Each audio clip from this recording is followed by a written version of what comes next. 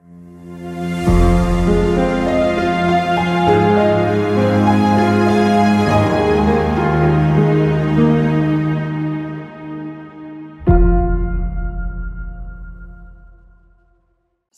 வணக்கம். வணக்கம் நாகராஜ், எப்படி இருக்கீங்க? வணக்கம் சேகர், நல்லா இருக்கு சேகர், சொல்லுங்க. தேர்தல் இன்னைக்கு லிஸ்ட் அனௌன்ஸ் பண்ணியாச்சு. திமுக முதல் தடவையா லிஸ்ட முதல்ல அனௌன்ஸ் பண்ணிட்டாங்க. அதுக்கப்புறமா கொஞ்ச நேரம் கழிச்சு அதிமுக ஒரு 16 எவ்வளவு கொடுத்திருக்காங்க, 16 பேர் ஏதோ கொடுத்திருக்காங்கன்னு நினைக்கிறேன். ஒண்ணு பிஜேபி அப்படி இப்படி போயிட்டு இருக்கு. அவங்க கடைசியில வந்தாலும் நாங்க முதல்ல வருவோம் அப்படின்ற மாதிரி என்ன சொல்றாங்க, கடைசியில நான் ரிலீஸ் பண்றோம்னு இருக்காங்க. நம்ம முதல்ல இப்ப திமுக இருந்து ஆரம்பிப்போம். திமுக யார் யார் கொடுத்திருக்காங்க, அதுக்கு ஆப்போசிட்டா அப்படியே இந்த பக்கம் யார் நிக்கிறாங்க அப்படின்னு நான் பார்ப்போம். சென்னையில ஆரம்பிக்கலாமே, சொல்லுங்களேன். நார்த் சென்னையில கலாநிதி வீராசாமி நிக்கிறாரு. அவர் டாக்டர், உங்களுக்கு தெரியும். அவர் நிக்கிறாரு. கலாநிதி வீராசாமி கொடுக்க மாட்டாங்கன்னு சொல்லிட்டு இருந்தாங்க. அவர் வேண்டாம் அப்படின்னு சொல்லியிருக்காங்க அப்படின்லாம் சொன்னாங்க. பட் ஸ்டில் அவருக்கு திருப்பி கொடுத்துட்டாங்க. கலாநிதி வீராசாமியை பொறுத்தவரை, அதாவது திமுக எம்பிக்களே கொஞ்சமாவது தொகுதிக்கு செஞ்ச ஒரு எம்பி அவர் தான் மாதிரி சொல்றாங்க திமுக வட்டாரங்கள்ல. எனக்கு இன்னும் செஞ்சாருன்னு தெரியல, பட் அந்த மாதிரி சொல்றாங்க கலாநிதி வீராசாமி அவர்கள். சென்னை வெள்ளத்துல எல்லாம் வரவே இல்லைன்னு ஏதோ நிறைய வீடியோ நியூஸ்லாம் வந்தது. பட் இருந்ததுலே கொஞ்சம் பெஸ்ட் அப்படின்றாங்க. அடுத்து சவுத் சென்னையில சுமதி என்கிற தமிழச்சி தங்கப்பாண்டியன் அவர்கள் இது பண்றாங்க. உங்களுக்கு தெரியும், சவுத் சென்னை கிட்டத்தட்ட ஃபார்ம் ஆயிடுச்சு. அதற்கு முன்னாடி முக்கியமான விஷயம், நார்த் சென்னையில உங்களுக்கு பிஜேபி சார்பா ஓபிஎஸ் கட்சியை சேர்ந்த யாரோ ஒருத்தர் நிக்க போறாரு. ஓபிஎஸ் கட்சியா அணியோ ஏதோ ஒண்ணு, எனக்கே குழப்பமா இருக்கு. அது என்னன்னு தெரியல. ஏன்னா நேத்தி நாமக்கல்ல அதிமுகவை சேர்ந்த முன்னாள் முதல்வர்ட்டாங்க. ஏதோ ஒரு எலெக்ஷன் முடிஞ்சோடனே ஒரு இது இருக்கு, பிரச்சனை இருக்கு, சம்பவம் இருக்கிறது. மலருமா இல்ல வேற ஏதாவது மலர போறா தெரியல. ஆக்சுவலி தாமரை இன்னைக்கு தாமரையில் நிக்கிறது தான் அவருக்கு சேஃப் பெட். ஏன்னா லாஸ்ட் மினிட்ல போயிட்டு சுழற்சி வேட்பாளர் நிக்கிறது அவருக்கு அது பிரயோஜனமாவே இருக்காது அந்த இடத்துல. அதனால டிடி தினகரன் அவரோட சின்னத்துல இப்ப தெரியல, அது என்னன்றதை நம்ம பொறுத்து தான் பார்க்கணும். எப்படி பண்ண போறாருன்றதும் தெரியல. பட் கலாநிதி வீராசாமிக்கு எதிரே ஒரு ஓபிஎஸ் சேர்ந்தாரு. அங்க அதிமுக ராயபுரம் மணி அவர்கள் இது பண்றாங்க. ராயபுரம் மணி ஒரு ரொம்ப நாளா கட்சியில் இருக்கக்கூடிய நபர், ஒரு நல்ல பேருள்ள நபர். அதாவது அம்மா இருந்தவரையும் சீட்டு கொடுக்கல, இவர் இப்போ சீட்டு கொடுத்துருக்காங்க அப்படின்றத சொல்றாங்க. பட் பார்ப்போம். ராயபுரம் மணி ஆனா அந்த என்ன சொல்றது, ஒரு எம்பி எலெக்ஷனை பேஸ் பண்ற அளவுக்கு அவருக்கு இது இருக்கா அப்படின்னு பார்த்தா அது இல்லை அப்படின்றதுதான் ரொம்ப கிளியரா தெரியுது. ஸோ அதிமுக இந்த இடத்துல இந்த பாயிண்ட்ல இந்த தொகுதியில ஆளே இல்லை, தட் இஸ் பிரசன்ஸ்ல இல்லை நான் நினைக்கிறேன் பர்சனலா. பட் பொறுத்து இருந்து பார்ப்போம். ஒருவேளை ஆன்டி இன்கம்பன்சி ஓபிஎஸ் வாங்குறாரா இல்ல ஆன்டி இன்கம்பன்சி ஓட்ட அதிமுக வாங்குதா அப்படின்றத பொறுத்து இருந்து பார்க்கலாம். நெக்ஸ்ட் சவுத் சென்னைக்கு வருவோம். சவுத் சென்னை வரும்போது சுமதிங்கிற தங்கப்பாண்டியன், தமிழிசை தங்கப்பாண்டியன் நான் ஆல்ரெடி சொன்னதுதான். அவருக்கு எதிராக ஜெயக்குமாரின் மகன் டாக்டர் ஜெயவர்தன் நிக்கிறாரு. 2014, 2019 தோத்தாரு. இப்போ 2024 நிக்கிறாரு. இவங்களுக்கு எதிராக இன்று மீண்டும் கட்சியில் சேர்ந்த அக்கா தமிழிசை அவங்க நிப்பாங்க அப்படின்றதுதான் ஸ்ட்ராங்கான நியூஸ். அப்ப நீங்க கேட்கலாம், தூத்துக்குடி போலையான்னு கேட்கலாம். பட் இவங்க அதுக்குதான் பண்ணாங்க. என்ன சொல்றாங்கன்னா, ஒரு ஸ்ட்ராங்கான லேடி ஃபேஸ் வேணும், மக்களுக்கு பரிச்சயமான லேடி ஃபேஸ் வேணும், பிளஸ் ஒரு சோசியல் ஒர்க்கரா இருக்கணும், இறங்கி வேலை செய்யக்கூடிய ஒரு ஆளா இருக்கணும்னு இவங்க தமிழச்சி தங்கப்பாண்டியன் எதிர தமிழ் இசை சவுந்தரராஜன், தமிழா வளருது சவுத் சென்னையில, அது இது பண்றாங்க. சென்ட்ரல் சென்னை தயநிதி மாறனுங்க இப்பவே இந்த சீட் எழுதி கொடுத்துடலாங்க தயநிதி மாறனுக்கு. அப்படியே பிஜேபியில பெரிய கேண்டிடேட் யாரும் இல்லையாங்க. சென்ட்ரல் சென்னையை பொறுத்தவரை வினோத் இருந்தா ஒரு ஃபைட்டா இருந்திருக்கும். பட் இன்னைக்கு கிடைக்கக்கூடிய தகவல், நேத்தியே நம்ம ஓரளவு ஹிண்ட் கொடுத்தோம், பட் கன்ஃபார்ம் ஆயிடுச்சு போல, பாமக சென்ட்ரல் சென்னையில் நிக்கிறது. சரி, இந்த கூட்டணி தான் சரியில்லை, இந்த கூட்டணியில் தான் ஒரு ஓகேவான வேட்பாளர் இருக்காரு, அடுத்த கூட்டணிக்கு போலான்னு பார்த்தா அங்க தேமுதிக நிக்குது. ஆனா அங்க ஒரு ஆர்கே நகர் தொகுதி உள்ள வருது இல்ல, அந்த தொகுதியோட ஓட்டுக்களை கொஞ்சம் வச்சுக்கிட்டு உள்ள வருமா? அதெல்லாம் ஒன்றும் பெருசா இல்லை. என்ன ரொம்ப கஷ்டமா இருக்கு அப்படின்னா, தயநிதி மாறனுக்கு தேர்தல் நாமினேஷன் தாக்கலுக்கு முன்னாவே ஈஸி ஆயிடுச்சு எலெக்ஷன் அப்படின்றதான் ரொம்ப வருத்தமா இருக்கு எனக்கு. பாமக எப்படி பர்ஃபார்ம் பண்ண போது என்னன்றதை பொறுத்து பார்க்கணும். கொஞ்சம் ஃபைட் கொடுப்பாங்களா இல்லைன்றது பார்க்கலாம். பட் எனக்கு என்னமோ சரியா படல. ஏன்னா ஒரு தாமரை கேண்டிடேட் எதில் நின்றுருந்தா அது வெயிட்டா இருந்திருக்கும் அந்த இடத்துல. சரி, ரெட்டைலை ஒரு பக்கம், ரெட்டைலை தாமரை திமுக அப்படி ரெட்டைலை தாமரை உதயசூரன் நிற்கும் போது அதோட வேற காம்ப்ளெக்ஸ் இருக்கும். இது என்ன சிம்பிளே ரெண்டு வீக்கான சிம்பிளா போனதுனால இது எப்படி பண்ண போறாங்க அப்படின்றது தெரியல. ஸ்ரீபெரும்புதூர் டிஆர் பாலு. பாலு அண்ணனுக்கு எதிராக யார் நிப்பாட்ட போறாங்கன்னு தெரியல. பாஜகவா இல்ல பாமகவான்னு தெரியல. அது ஒன்றும் நியூஸ் வரல நமக்கு. ஸோ பொறுத்து இருந்து பார்க்கலாம். இந்த பக்கம் நிற்கிறது யார் நிற்க போறாங்க? இப்ப அதிமுக பக்கம் யார் நிற்க போறாங்க? ஸ்ரீபெரும்புதூர்ல ஒன்றும் அனௌன்ஸ் பண்ணல. அதெல்லாம் பார்க்கும் பொழுது இப்பொழுதைக்கு வந்து டிஆர் பாலு வந்து இன்னைக்கு இந்த நிமிஷத்துல வந்து எப்படி போறாரு என்னன்றத நம்ம பொறுத்து இருந்து பார்க்கலாம். ஆன்டி கம்பன்சில நிறைய இருக்கு, தொகுதி பக்கமே வரல, எல்லாமே சொல்றாங்க, என்னன்றதை பார்ப்போம். ஆனா பிஜேபி வந்து அவர் தோக்கடிச்சே தீரணும்னு எனக்கு தெரிஞ்ச ஒரு மூட்ல இருக்காங்களோ. ஏன்னா ஒரு பெரிய மூட்ல இருக்காங்க. இன்ஃபேக்ட் நேத்து கூட மோடி அவர்களை பத்தி தவறா பேசிருக்காரு. ஆமா, இன்ஃபேக்ட் வந்து பிஜேபி வந்து ரொம்ப ஷுவரா அந்த சீட்டு வேணும்னு கேட்டுட்டு இருக்காங்க. பாமக இந்த சீட் எனக்கு கொடுங்க அப்படின்னு சொல்லி கேட்டுட்டு இருக்காங்க போல. அதை எப்படி அட்ஜஸ்ட் பண்ணி கொண்டு போறாங்க அப்படின்றது தெரியல. பட் ஒருவேளை பிஜேபிங்க இருந்தா வந்து காயத்ரி தேவி அல்லது டால்பின் ஸ்ரீதர் 2 பேர்ல யாராவது பெரிய வாய்ப்பு கிடைக்கும் சொல்றாங்க. டால்பின் ஸ்ரீதர் தெரியும், கட்சியில முன்னாள் உறுப்பினர். காயத்ரி தேவி வந்து மதுராந்தகம் எக்ஸ்எம்எல்ஏ வந்து கட்சியில சேர்ந்தவங்க. யார் வந்து நிக்கிறாங்க அப்படின்றத பார்க்கணும். அடுத்தது வந்து காஞ்சிபுரத்துல திமுக செல்வம் ஒருத்தர் எடுத்திருக்காங்க. ஃபர்ஸ்ட் டைம் நிக்கிறாருன்னு நினைக்கிறேன் எலெக்ஷன்ல. இவன் நின்றது கிடையாது. அவரை பத்தி சொல்றாங்க. அதே நேரத்துல காஞ்சிபுரம் வந்து ஏடிஎம்கேவும் சீட் அனௌன்ஸ் பண்ணிருக்காங்க. ராஜசேகர் யாரோ நிக்கிறாங்க. ஆமா, ராஜசேகர் ஒருத்தர் வந்து நிறுத்திருக்காங்க. பிஏஎம்ஏ படிச்சவர் போல. தனி தொகுதினால காஞ்சிபுரம் நிறுத்திருக்காங்க. காஞ்சிபுரம் வந்து தொகுதியே ரொம்ப டிஃப்ரெண்டான தொகுதிங்க. ஈசிஆர்ல ஆரம்பிக்கும் தொகுதி. ஈசிஆர்ல ஆரம்பிச்சு செங்கல்பட்டு வந்து செங்கல்பட்டுல உத்தரமேரூர் போய் உத்தரமேரூர்ல காஞ்சிபுரம் போகும். இப்படி போகும் தொகுதி. இப்படி ஒரு வி பெல்ட் மாதிரி இப்படி சேரும் தொகுதி. அது ரொம்ப காம்ப்ளெக்ஸான தொகுதி ஒர்க் பண்றதுக்கு. பட் ஃபார் எக்ஸாம்பிள் வந்து திருப்போரூர்ல இருந்து இன்ஃபேக்ட் வந்து இது வரையும் போகணும்னு நினைக்கிறேன். மாமல்லபுரம் வரையும் போங்க தொகுதி. அது மாமல்லபுரம் போயிட்டு அப்படியே இப்படி நழுவி இந்த புது பஸ் ஸ்டாண்டு பக்கத்து தெருவுலயும் வந்து அப்படியே உள்ள வந்து அது மாதிரி போகும். காம்ப்ளெக்ஸா போகும் அந்த எம்பி தொகுதி. உதாரணத்துக்கு ஸ்ரீபெரும்புத்தூர் மாதிரி பல்லாவரத்து அதை ஆட் பண்ணி வச்சுக்கோமே. பல்லாவரத்து ஆட் பண்ணிருக்கோம். ஆலந்தூர் எப்படி ஸ்ரீபெரும்புத்தூர்ல இங்க வருதுன்னு தெரியல. விடுங்க, நம்ம என்ன பண்றது. தொகுதியை மாதிரி சோ அது ஒண்ணு அப்படி ஓடிட்டு இருக்கு அங்க காஞ்சிபுரத்துல. அடுத்தது வந்து காஞ்சிபுரம் அடுத்து வந்து முக்கியமான தொகுதி பார்க்கணும் அப்படின்னு பாத்தீங்கன்னா வந்து அரக்கோணம். அண்ணன் ஜெகத் ரக்ஷகன். அங்கே அரக்கோணத்துக்கு வந்து ஏஎல் விஜயன் யாரோ போட்டிருக்காங்க. யாருன்னே தெரியல. சோழிங்கூர்ல ஏதோ ஒரு ஒன்றிய கின்றிய செயலாளர்னு ஏதோ சொல்றாங்க. அது கிட்டத்தட்ட எலெக்ஷன் முடிஞ்சு போச்சு அந்த தொகுதியில. ஆப்போசிட்ல பாமக நிற்பாங்க. பாமகவும் அரக்கோணத்துல யாரை போட போறாங்கன்னு தெரியல. அரக்கோணத்துல நிக்கிறதுக்கும் ஸ்ட்ராங் கேண்டிடேட் யாரா இருக்குன்னு தெரியல. அடுத்த தொகுதி முக்கியமான தொகுதி. உங்களோட ஃபேவரட் தொகுதி அப்படியா? வேலூர்ல பெரிய வேலூர்ல வந்து கதிர் ஆனந்துக்கு திருப்பி கொடுத்துட்டாங்க. உங்களுக்கு தெரியும், கதிர் ஆனந்த் கொடுக்க வேண்டாம்னு சொல்லி பல ப்ரெஷர் வந்தது கட்சி லோக்கல்ல இருந்து. பட் வந்து ஐ திங்க் துரைமுருகன் வந்து இன்ஃபுளுன்ஸ் பண்ணி வாங்கிட்டாருன்னு நினைக்கிறேன் அந்த சீட்டை. வேலூர்ல வந்து அதிமுக ஒன்றும் அனௌன்ஸ் பண்ணல. பட் அதிமுக கேம்ல இல்லைன்னு நினைக்கிறேன் வேலூர்ல. ஏன்னா நம்பர் ஆஃப் சீட் அப்ளை பண்ணவங்க எல்லாமே இது. முதல்ல வந்து என்ன சொன்னா மன்சூர் அலிகான் வந்து நிப்பார் அப்படின்னு சொன்னாங்க. பட் மன்சூர் அலிகான் தனியாவே வேட்புமனு தாக்கல் செஞ்சுட்டா இருக்கும் கொஞ்ச நேரத்துக்கு முன்னாடி. ஸோ அவர் வேலூர்ல நிக்கல. நம்ம பிஜேபி பக்கத்துல ஒரு பேச போறேன். ஏசி சண்முகம் அவர்கள் வெற்றி வேட்பாளராக தாமரையில் நிற்கிறார். கிட்டத்தட்ட கதிர் ஆனந்துக்கு என்ன பிரச்சனை அப்படின்னா, அவங்க கட்சிக்காரங்களே வேலை செய்வாங்கன்னு நினைக்கிறாங்க தோகிறதுக்கு. அந்த பிரச்சனையை மீறி எப்படி கதிர் ஆனந்த் ஜெயிக்க போகிறார் அப்படின்ட்டு தான் அவங்க பேசுறாங்க. பட் கிட்டத்தட்ட இந்த தொகுதி வந்து நம்ம ஏசி சண்முகம் சாருக்கு கன்ஃபார்ம் ஆன மாதிரி இருக்கு. இன்னொரு முக்கியமான விஷயம், அங்கே அதிமுக ஒரு இஸ்லாமிய வேட்பாளரை நிறுத்துவதற்கு வாய்ப்பு இருக்கிறது. நாளைக்கு அனௌன்ஸ் பண்ற லிஸ்ட்ல அந்த பேர் வரும்ன்றது நான் நினைக்கிறேன். அதாவது என்னன்னா, கதிர் ஆனந்த் நிற்பாரு, அதிமுக சைட்ல இருந்து ஒரு இஸ்லாமிய வேட்பாளர், நடுவுல ஏசி சண்முகம். ஸோ மைனாரிட்டி வாக்குகள் பிரிவதற்கு நிறைய வாய்ப்பு இருக்கிறது. ஸோ இது எப்படி கொண்டு போக போறாங்க, என்ன பண்ண போறாங்க அப்படின்றது ரொம்ப இன்ட்ரெஸ்டிங்கான ஃபேக்ட் இதை பொறுத்தவரையும். அதுக்கப்புறம் வந்து நெக்ஸ்ட் தொகுதி நம்ம எதை பார்க்கலாம். நடுவில் கூட ஒரு நியூஸ் வந்துங்க, சும்மா ஒரு நியூஸ் கேள்விப்பட்டேன். இந்த குடியாத்தம் குமரன் ஞாபகம் வச்சிருக்காங்க உங்களுக்கு? அவர் ஐடி தூக்கிட்டாங்க தெரியும்ல உங்களுக்கு?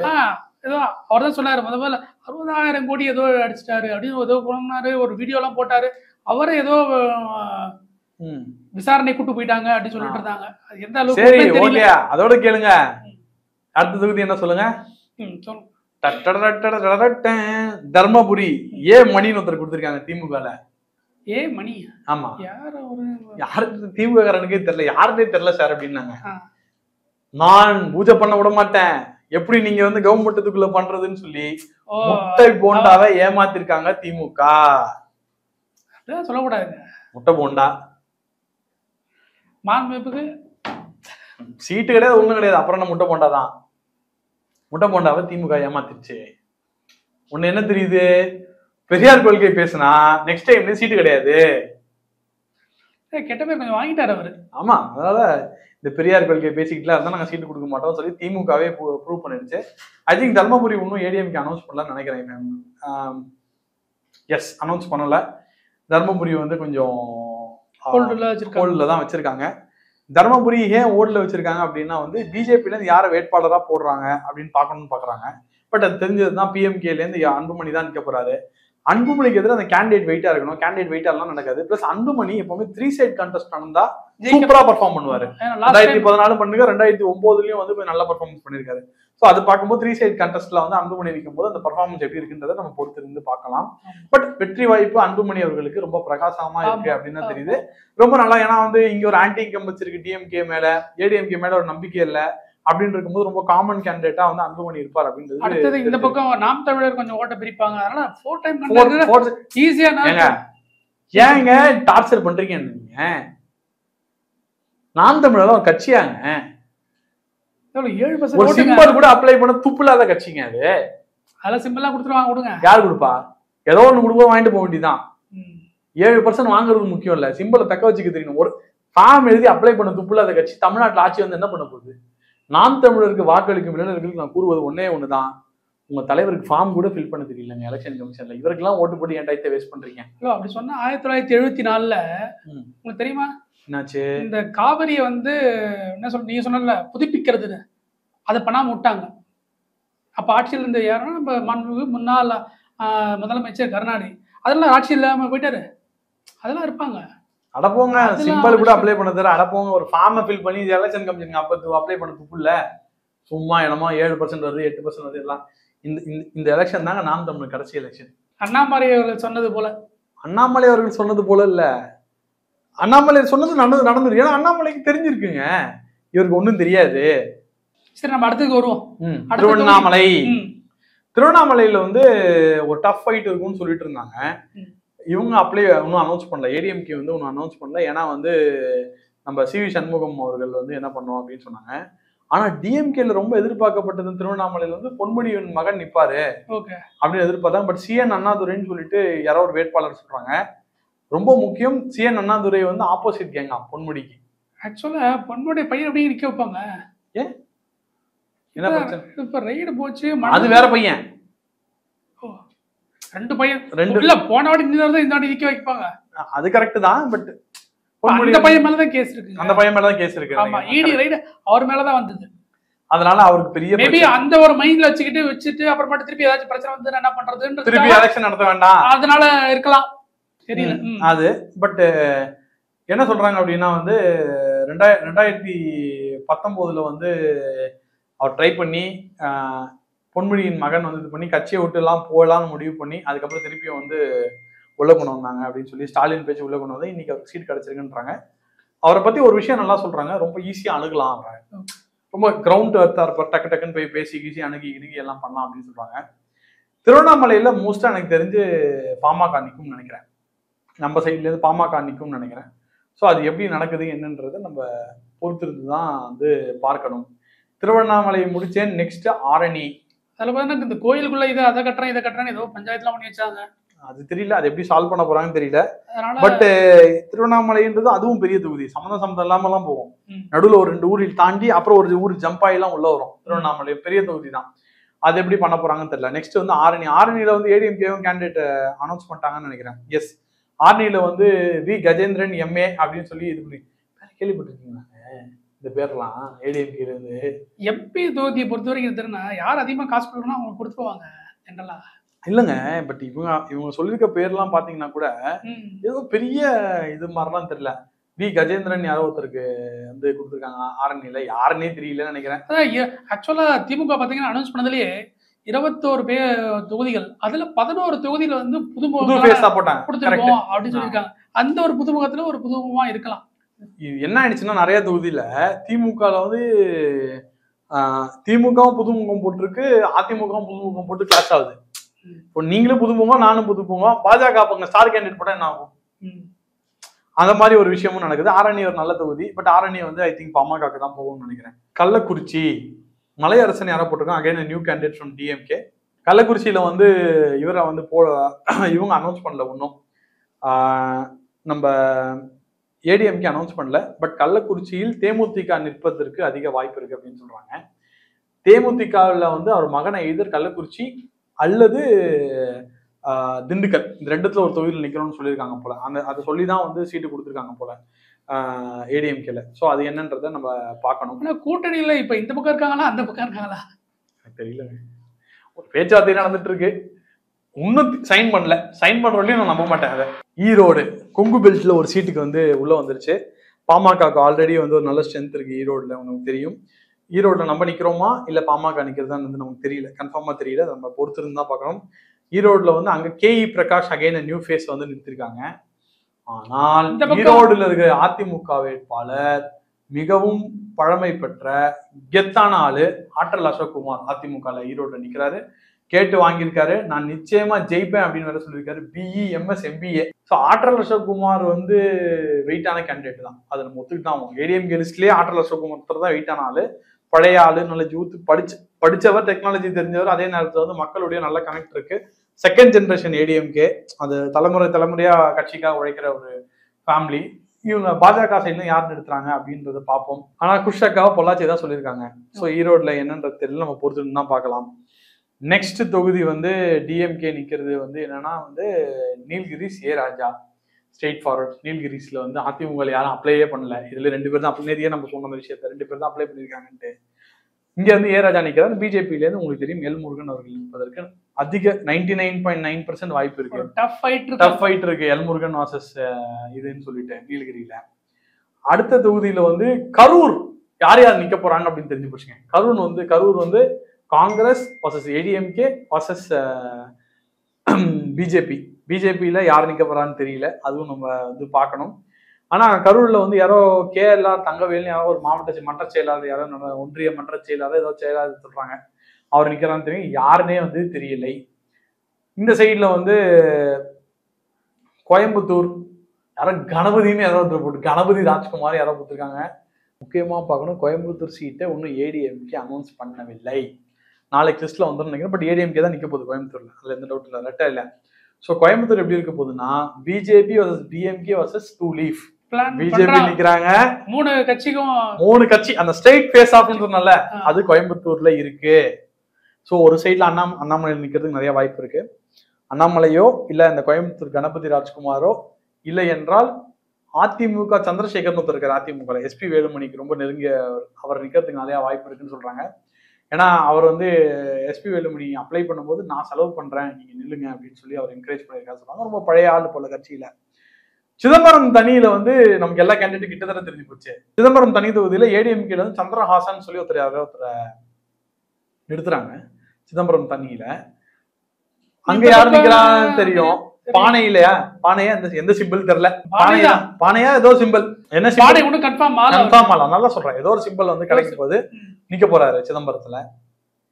பிஜேபி சிதம்பரத்தில் களம் இறங்குகிறது.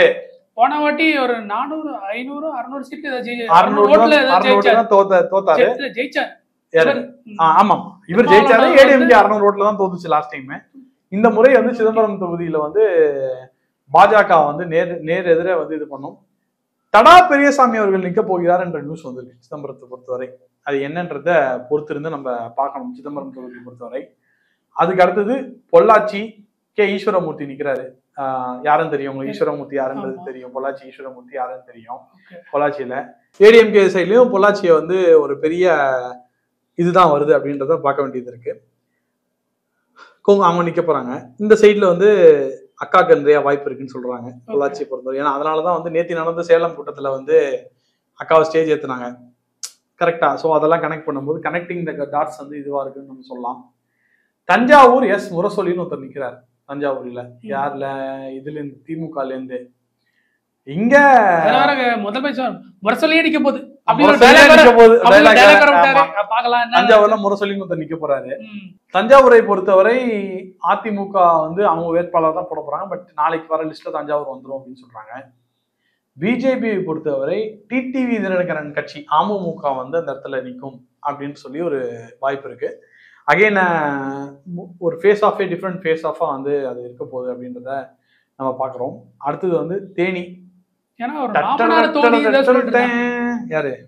டிடிவி தினகரனோட மாமனார் வந்து தஞ்சாவூர்ல. டிடிவி தினகரன் பிறந்தது வந்து தஞ்சாவூருங்க. அந்த கட்சி அரசியல் வந்து தேனியில இருக்கனால தேனி அவருக்கு பரிச்சயம்னா அங்க போறாரு. இப்ப தேனியை பத்தி பேசலாம். தேனியில வந்து தங்க தமிழ்ச்செல்வன் நிக்கிறாரு. சிஷ்ய புள்ள நிக்கிறாரு. குருவுக்கு எதிராக சிஷ்ய புள்ள நிக்கிறாரு. தேனியில டிஎம்கே தங்க தமிழ்ச்செல்வன், ஏடிஎம்கே சார்பா தேனி கிழக்கு ஒன்றிய கழக செயலாளர். பாவம், அவங்க விட்ட காசெல்லாம் செலவு பண்ண போறான். வாழ்க்கையில செலவு அந்த எல்லா காசையும் செலவு பண்ண போறாரு. அதே நேரத்தில் தேனியில் இந்த சைடு வந்து இப்ப கூட பிரஸ் மீட் கொடுத்துருந்தாரு 5 நிமிஷத்துக்கு முன்னாடி. எல்லாம் ஆசைப்படுறாங்க, விருப்பப்படுறாங்க அப்படின்ட்டாரு. அப்ப என்ன அவர் தான் நிக்க போறாரு அப்படின்றது தெரிஞ்சு போச்சு. தேனியில ராயல் பேட்டில். அதே மாதிரி ஏடிஎம்கே அமமுக திமுக. ஜெனரல் திமுக எப்பவுமே இந்த தேனியை மட்டும் விட்டு கொடுத்துரும். அவங்க நிக்க மாட்டாங்க. ஏன்னா அவங்களுக்கு வந்து எம்ஜிஆர் காலத்துல இருந்தே தோக்கிற தொகுதி, பேசே இல்லாத தொகுதி. ஸோ அது வந்து தெரிஞ்சு போச்சு. அடுத்த தொகுதி என்ன பார்க்க போறோம் அப்படின்னா தூத்துக்குடி. கனிமொழி அவர்கள் நிக்கிறாங்க. கனிமொழிக்கு எதிராக யார் நிக்கிறாங்கன்னு தெரியல. தூத்துக்குடிக்கு இன்னும் அதிமுக தரப்புலேருந்து வந்து அனௌன்ஸ் பண்ணல. பெரம்பலூர் அருண் நேரு நிக்கிறார் அப்படின்றத சொல்லியிருக்காங்க. பெரம்பலூர்ல நேருவின் மகன் நிக்கிறாரு. அதுக்கு எதிராக ஐஜேகே. பெரம்பலூர் சீட்டையும் வந்து இன்னும் அனௌன்ஸ் பண்ணல. மோஸ்டா தேமுதிகக்கு போகும்னு சொல்றாங்க. பெரம்பலூர் வந்து அதிமுக கூட்டணியில. அதிமுகல ரொம்ப சர்ப்ரைஸான ஒரு தொகுதி வந்து ராமநாதபுரம். திரு அன்வர் பாஷா அவர்களுக்கு கொடுக்கப்படும் அப்படின்னு சொல்லிக்கிட்டே இருந்தாங்க ஐயுஎம்எல் வேட்பாளர். இப்போ ஏதோ விருதுநகர் கிழக்கு மாவட்ட கழக அவைத்தலைவர் யாரோ ஒருத்தர் நிற்கிறாரு. யாருன்னே தெரியல. ஃபர்ஸ்ட் விருதுநகருக்கு ராமநாதபுரத்துக்கு என்ன சம்மந்தம் எனக்கு தெரியல. ஆக்சுவலி எப்படி என்ன இது என்ன ஆஸ்பெக்ட்ல கொடுத்துருக்காங்க, அவர் என்ன கேஸ்ட், அவரோட போட்டோவும் நானும் தேடிக்கிட்டே இருக்கேன். காலையில் கிடைக்க கூட இல்லைங்க அவரோட போட்டோ. அந்த மாதிரி ஆளை போட்டு வச்சிருக்காங்க ஜெயபெருமான்னு சொல்லிட்டு. ராமநாதபுரத்துல வந்து ஓபிஎஸ் நிக்க போறாரு. ஓபிஎஸ் அவர் 2வது மகன் வந்து நிற்பார். எனக்கு நான் என்ன நினைக்கிறேன்னா ஓபிஎஸ் அவர்களுக்கு அந்த சிம்பிள்லாம் டைம் கிடைக்குமான்னு தெரியல. தாமரையிலே நிக்கிறாரான்றது பொறுத்திருந்து பார்க்க வேண்டும். ஸோ இன்னைக்கு நிலைமை இதுதான். இன்னைக்கோட கேண்டிடேட் லிஸ்ட் அதுதான். நம்ம பேசி இந்த வீடியோ ரிலீஸ் பண்றதுக்குள்ள பிஜேபி கேண்டிடேட் ரிலீஸ் பண்ணா நான் பொறுப்பு கிடையாது. அது இங்கே வந்து கண்டிஷன்ஸ் அப்ளை பண்றோம். இப்ப 4 மணிக்கு பண்ணிட்டு இருக்கோம். 4 மணிக்கு நாளைக்கு நம்ம ரிலீஸ் பண்ணும்போது இல்ல நம்ம நைட் ரிலீஸ் பண்ணுவோம்னு நினைக்கிறேன். இன்னைக்கு நாளைக்கு தான் ஆகும்னு நினைக்கிறேன். ஏன்னா அண்ணாமலை அவர்கள் இன்னைக்கு தான் போறோம். அந்த தான் பேசியிருக்கேன். பட் பொறுத்து இருந்து பார்ப்போம். ஓகே. அப்படின்னா 2024 தேர்தலில் திமுக அனௌன்ஸ் பண்ணியாச்சு. அதிமுக வந்து பாதி அனௌன்ஸ் பண்ணியாச்சு, பாதி அனௌன்ஸ் பண்ணணும். பிஜேபி இன்னும் அனௌன்ஸ் பண்ணணும். நமக்கு ஓரளவுக்கு தெரியும் யார் யார் வரப்போறாங்கன்ற நமக்கு ஓரளவுக்கு தெரியும். ஸ்டார் கேண்டிடேட்டோட முக்கியத்துவம் இந்த வாட்டி நிறையவே இருக்கு. யார் யார் எப்படி ஃபைட் பண்ண போறாங்க. ஏன்னா 2014, 19 தேர்தல் மாதிரி இல்லாம பிஜேபி தனியா ஒரு கூட்டணி அமைச்சு அண்ணாமலை தலைமையில ஒரு கூட்டணி அமைச்சிருக்காங்க. ஒரு டஃப் ஃபைட்டா இருக்கும் அப்படின்னு எதிர்பார்க்கலாம். நம்ம கண்டிப்பா எதிர்பார்க்கலாம். ஓகே, நம்ம அடுத்த அப்டேட் வந்து நம்ம சாயங்காலம் 5 மணிக்கு இல்லை 6 மணிக்கு எடுத்து உடனே சொல்ல மக்களுக்கு கொடுக்குறோம். நன்றி, வணக்கம்.